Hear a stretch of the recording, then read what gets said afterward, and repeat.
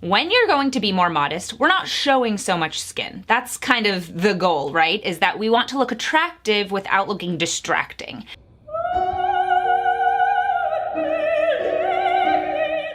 Hello, Classic Crew, and welcome to today's video, where I'm going to be sharing 5 modesty hacks that every elegant lady should know. Here on my channel, you know that we talk about modesty quite a bit, and we talk about classic and elegant style. Now, being a classic woman is something that fits in really well with the conservative view of the world. The idea that we want to make ourselves look our best and present ourselves well because we accept the reality of the fact that our appearance matters, and it's respectful to other people to present ourselves in the best way possible. But I think it's really fun to try and figure out what you can do to make your clothing more modest that doesn't limit you, that doesn't make you feel like you can't wear a ton of different clothing. Instead, it gives you actually an opportunity to wear more and to wear things that you love. So today I'm going to be sharing some modesty hacks that I use when I'm shopping, when I'm dressing, and everything in between. So if you aren't already subscribed to my channel and you want to see more content like this, make sure to subscribe now and hit that notification bell.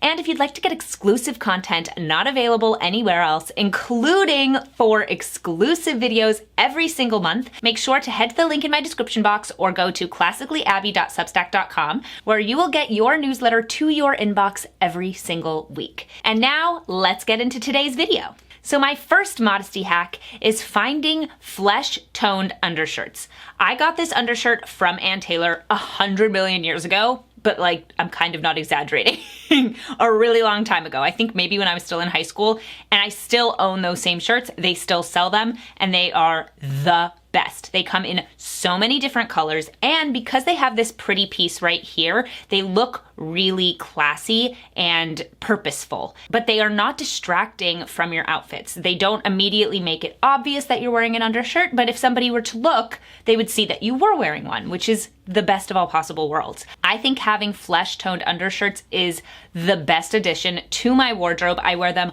all the time because many of my dresses are V-necks. V-necks are very flattering. If I were to wear a darker colored undershirt, it would break up the line of the V-neck. But wearing a flesh-toned undershirt, it doesn't break up the line, but I still get that modesty that I want. So I will link these Ann Taylor shirts in the description box below if you're interested in purchasing them. They're a bit expensive, but they last forever, especially if you take good care of them. And of course, you can also find some similar ones probably online. But I just like these because they are adjustable, the straps are adjustable, and they have this pretty piece of kind of like chiffon right at the top, which makes them look really elegant. Number 2 is sew up the slits on your dresses. Lately, I've been noticing that a ton of the dresses that I've been loving that are the perfect length for me, maybe a midi length or right under the knee, have slits that go up way too high. And I personally don't want a slit that goes up too high. I don't find that very modest. And so if I just sew up the slit, then it looks perfect. Now, I don't think you have to sew it up all the way unless you want to.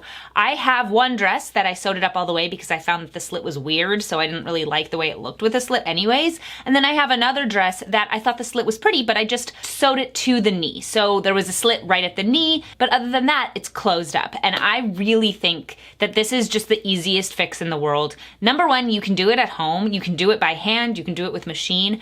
But if you want to bring it to a tailor, it shouldn't cost more than $5 or $6, depending on how many layers there are to the dress. And it's just such an easy fix. If you have a dress that you absolutely love that has a slit, just sew the slit up. Hack number 3 is shop when the trends are modest, not when the trends are immodest. So during the pandemic, you probably noticed a ton of dresses came out that were kind of prairie style. There's also been dresses inspired by Bridgerton. There's these dresses that are just, they have long sleeves, they're flowy, they come below the knee, which to me is stuff that's very modest. And that was a perfect time to go shopping and stock up on stuff that you like. Now, right now, we're in a season of trends that is much more 90s, a lot of crop tops, a lot of clothing that I would say is not very cute, but also I would say is not very modest. So trying to go shopping a ton in the times when the trends are immodest is just not going to be as easy as when the trends are modest, actually shopping then. Now, there are certain stores that the trends really don't percolate in as much. So TJ Maxx, which is where I shop most of the time, if you guys watch my channel, you'll know that, they don't follow the trends. They just have dresses from all over the place. So I can find dresses there pretty much all the time that are modest. But I do have to search a little bit harder depending on the season and depending on what the trends are, because they're getting their pieces of clothing from everyone else. So if you want to find clothes that you love and that are modest, when you start to notice that you're walking into stores and things look more modest, then that is the perfect time to go shopping. Number 4 is, if you're going to be more covered up, make sure your clothing fits.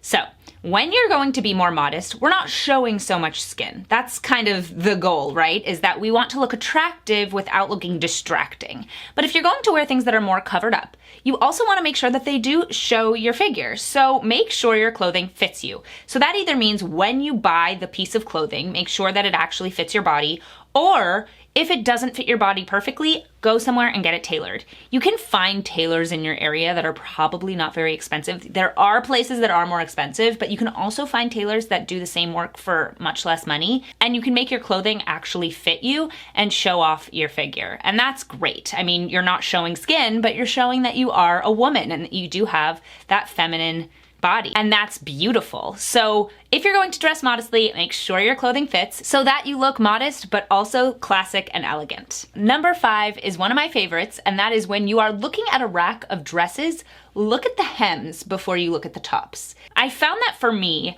I know now what length I'm comfortable wearing when it comes to dresses. I used to be comfortable wearing things that were a little bit shorter, but as I've gotten older, I've decided that I like dresses that do come a little bit longer. And so I do know what that length looks like on a hanger. But if I look at the top of a dress and I fall in love with it and I pull it off the rack and I notice that it's short, it's such a bummer. So my trick is to look at the bottom of the rack before I look at the top of the rack, and then I'll see which dresses are long enough, because some of those dresses are not going to kind of hit that line. They're going to actually be much shorter, and I won't even entertain those dresses. Those dresses are not something that I'm comfortable buying. So figuring out what length you're comfortable wearing that is modest is going to let you peruse that rack of clothing and find that skirt or dress that you love and you are comfortable wearing. So those are my modesty hacks today. Let me know in the comments if you have any modesty hacks that I didn't mention. Maybe I'll do another video like this, a part 2, and we can talk about, maybe in spring and summer, those modesty hacks are a little bit different than the same hacks I would do in the winter and fall. So I'd love to know your guys' thoughts. Thank you so much for watching. Make sure you're subscribed to my channel and hit that notification bell. If you haven't already subscribed to my Substack newsletter, what are you waiting for? Get those 4 exclusive videos every month and an email that comes directly to your inbox so you never have to remember to just go to the website. Thank you so much for watching, and I'll see you guys in my next video. Bye!